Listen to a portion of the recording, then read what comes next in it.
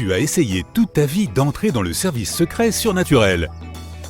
Maintenant, il ne reste plus qu'une étape pour atteindre ce but. Tu dois passer un examen pour prouver que tu peux gérer le surnaturel et le paranormal. Compte le nombre de bonnes réponses que tu obtiens. Tes résultats t'attendent à la fin. Un hélicoptère te laisse sur la plage. Ta mission, rejoindre l'autre côté de l'île où un canot de sauvetage viendra te chercher. Cela semble assez facile sur une île aussi petite, mais voici le hic. Quelques personnes et de nombreux monstres surnaturels sont les seuls habitants de cette île. Tu vois 3 routes avec des panneaux près de chacune d'elles. La première mène à des vampires. La deuxième route te mène vers des zombies. La troisième mène à des alligators. Quelle route choisis-tu? Tu as 10 secondes pour te décider.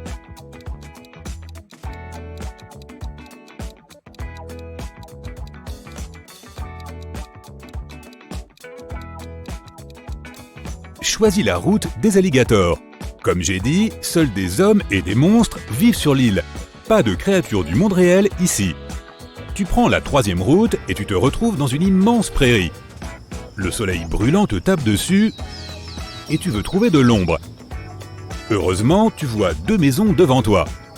La première semble très vieille et décrépite. Les fenêtres sont cassées, il manque la plupart des volets et on dirait que tout pourrait s'effondrer à tout moment. La deuxième maison a l'air toute neuve, solide et propre. Mais tu remarques qu'elle n'a pas de fenêtre du tout. Où vas-tu aller? 10 secondes au compteur.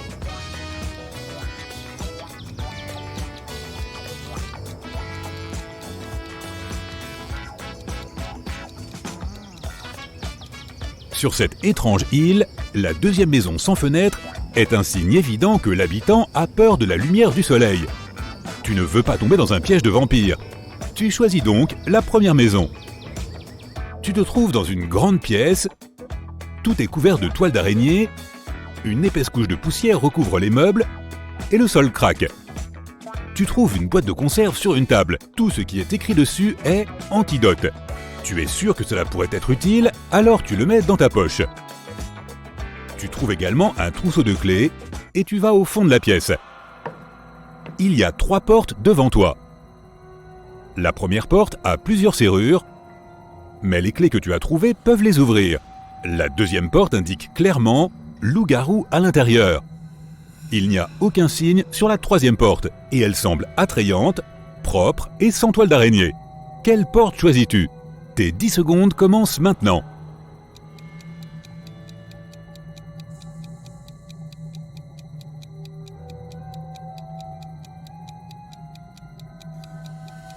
Les serrures de la première porte signifient qu'il doit y avoir quelqu'un ou quelque chose à l'intérieur qui ne doit pas sortir. Mieux vaut ne pas l'ouvrir. Si la troisième porte n'a pas de toile d'araignée ou de poussière dessus, alors quelqu'un doit l'utiliser régulièrement. Il est probable que le loup-garou vive ici. Donc, tu choisis la deuxième porte. La sortie te mène à un parc avec des arbres et des arbustes. C'est étrange comme ça a l'air pittoresque pour un endroit comme celui-ci. Tu vois un groupe de 7 personnes devant toi. Ils ont l'air tout à fait normaux, mais dès que tu t'approches, tu remarques qu'il y a quelque chose de bizarre chez certains d'entre eux. Ce sont des zombies. Combien peux-tu en identifier? Attention, ils pourraient te repérer. Tu n'as que 7 secondes maintenant.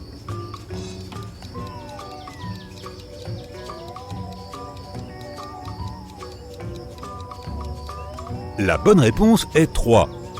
Ce type essaie de retrouver ses yeux qui sont tombés. La fille sur le banc mange une glace avec des morceaux de corps dedans. Et cet homme ne remarque même pas le chien qui lui mord la jambe. Tu as peur des zombies comme tout le monde, mais ce qui est vraiment effrayant, ce sont ces gens qui se tiennent tranquillement à côté d'eux. Quoi qu'il en soit, tu passes discrètement devant cet étrange groupe et tu finis par arriver à une montagne. Tu montes au sommet et profites de la vue d'un magnifique coucher de soleil. Pour continuer, tu dois traverser l'un des 2 ponts. 2 inconnus se tiennent à l'autre bout de chaque pont. Tu es sûr que l'un d'entre eux est un loup-garou, mais lequel? Comment peux-tu le savoir? On dirait que ces zombies ont repéré ton odeur. Dépêche-toi, tu n'as que 7 secondes.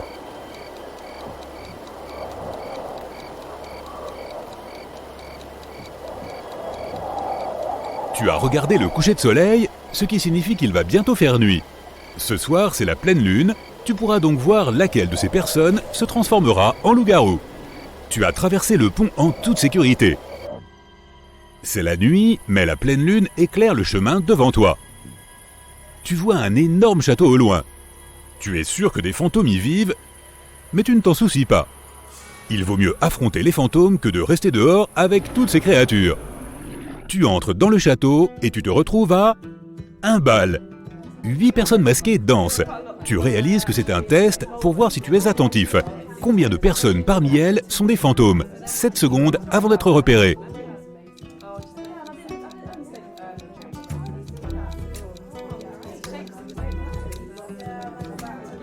Cette dame danse, mais ses pieds ne touchent pas le sol. Elle flotte. Tout le monde porte des robes et des costumes modernes, mais ce couple là-bas est habillé comme s'il était de l'époque victorienne. Les fantômes ne peuvent pas se changer, pas vrai? Tu as repéré 3 fantômes et tu décides de ne pas intervenir dans leur danse.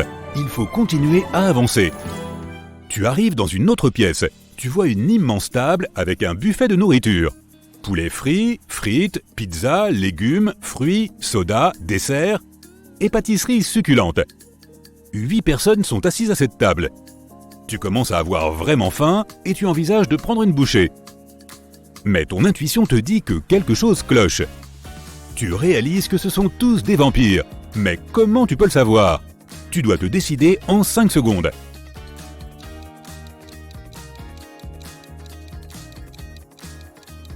Pourquoi toute la nourriture sur la table reste intacte? Est-ce que quelqu'un dans cette pièce a vraiment envie de manger? Oh, ils veulent certainement dîner, mais pas de la nourriture ordinaire. Ils veulent ton sang. Vite, cours! Tu as réussi à sortir de là, mais les vampires te poursuivent. Pour te sauver, tu dois choisir une des 3 pièces sur ton chemin. Il y a un énorme feu dans la première pièce. Une fosse remplie de lances pointues en bas t'attend dans la deuxième. La 3e pièce est remplie de gaz toxiques. Laquelle choisis-tu? Dépêche-toi, ils seront là dans 5 secondes.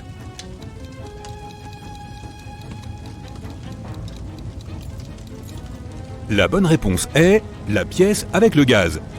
Si tu respires le truc toxique, les vampires ne boiront pas ton sang toxique. Mais comment vas-tu te sauver? Oh, c'est vrai, plutôt tu as trouvé un antidote. Tu le bois, tu te rétablis complètement et tu quittes le manoir.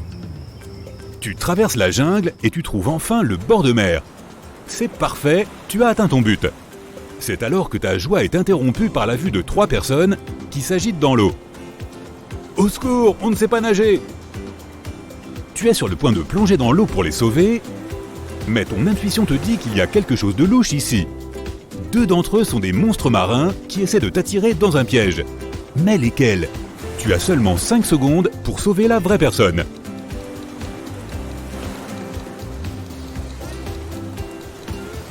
L'un d'eux a des doigts palmés et on voit les branchies de celui-là. Mais ce type là-bas a vraiment besoin de ton aide. Alors tu le sauves et retournes sur le rivage. Tu fais un feu pour te réchauffer. C'est alors qu'un rayon lumineux t'éclaire depuis le ciel.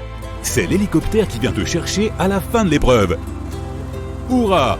Il jette une échelle de corde en bas. Tu commences à t'en approcher, mais tu réalises alors que quelque chose ne tourne pas rond. Tu montes ou tu fais confiance à ton instinct.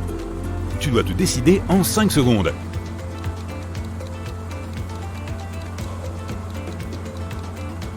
Un hélicoptère, un bateau de sauvetage, était censé venir te chercher, tu te souviens? Tu ne montes pas à bord de l'hélicoptère, mais malheureusement, ton nouvel ami, lui, est monté à bord.